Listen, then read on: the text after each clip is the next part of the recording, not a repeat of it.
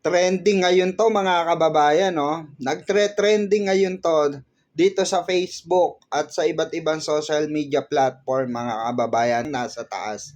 Dahil sa isang firm handshake po, no? Ipinakita ni PBBM sa buong mundo. Ibig sabihin ng diplomasya.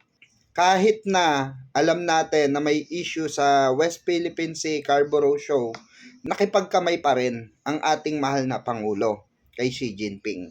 'Di ba? Pero sa isang banda mga kababayan, nagpaka-professional po ang ating mahal na Pangulo. Ganyan dapat.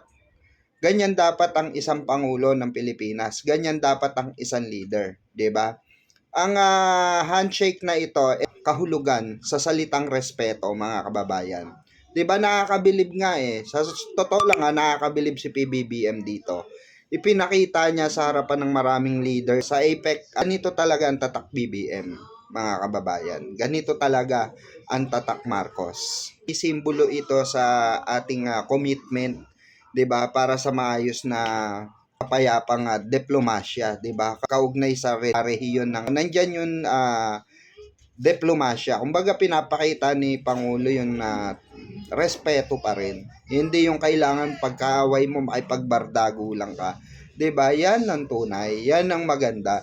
Yan ang nagpapakita talaga ng totoong leader, 'di ba? Hindi mo kailangan makipagbardagulan.